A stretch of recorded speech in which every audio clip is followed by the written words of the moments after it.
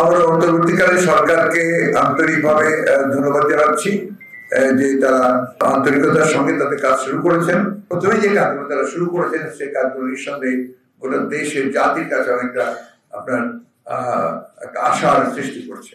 আপনারা জানেন ইতিমধ্যে সুপ্রিম কোর্ট থেকে 6 জন বিচারপতি পদত্যাগ করেছেন।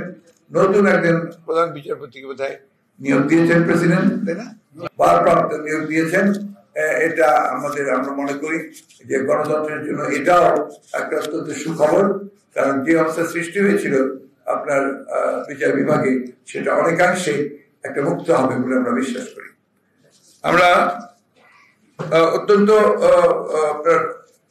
উদ্বিগ্ন হয়েছি যে দেশে এবং বিদেশে কিছু কিছু গণমাধ্যমে বাংলাদেশের বর্তমান পরিস্থিতি নিয়ে বিভ্রান্তিকর আপনার খবর সংবাদ পরিবেশন করা হচ্ছে এবং সেখানে আপনার বিভিন্নভাবে আপনার সংখ্যালঘু সম্প্রদায়ের উপরে আক্রমণ, জনগণের আপনার আইন শৃঙ্খলা পরিস্থিতির অবনতি, এই সমস্ত বিষয়গুলো তুলে ধরছে, যা আমরা মনে করি যে একেবারেই সঠিক নয়।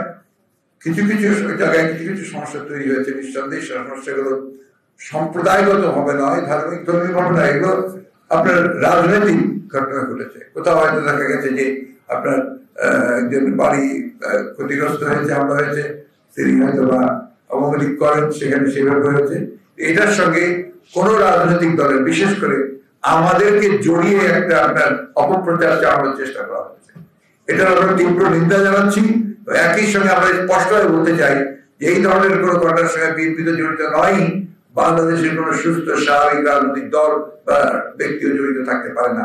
সম্পূর্ণভাবে একটা চক্রান্ত চলছে, যে চক্রান্তে বাংলাদেশের অর্জিত যে আমরা একটা স্বাধীনতাই বলবো নতুন করে আমরা অর্জন করছি, সেটাকে নস্যাৎ করবার একটা চক্রান্ত শুরু হয়েছে। যে এই বিগত আন্দোলনে, এই গত আন্দোলনে বিজয়ের পূর্বে সরকার বাহিনী দিয়ে যে নৃশংসভাবে গণহত্যা করা হয়েছে, সেই গণহত্যার ব্যাপারে আমরা সবসময় কথা বলে এসেছি এবং জাতিসংঘের উদ্বেগ ছিল এটাতে সবচেয়ে বেশি।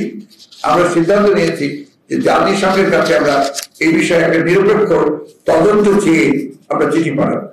আমরা এটাও সিদ্ধান্ত নিয়েছি যে আমাদের প্রধান উপদেষ্টা, প্রধান উপদেষ্টা যিনি, তাকে আমরা চিঠি দেব।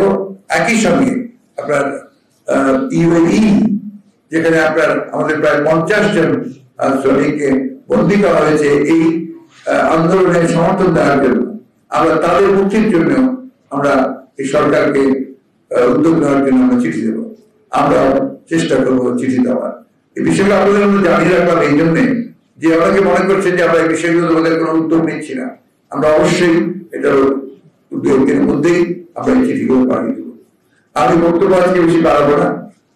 আমি শুধু আপনাদের কাছে একটাই অনুরোধ জানাবো যে আপনারা দায়িত্বশীল সংবাদ কর্মী, আপনারা সবসময় বাংলাদেশের স্বাধীনতার সার্বভৌমত্ব, গণতন্ত্রকে সমুন্নত রাখার জন্য আপনাদের ভূমিকা রেখেছেন।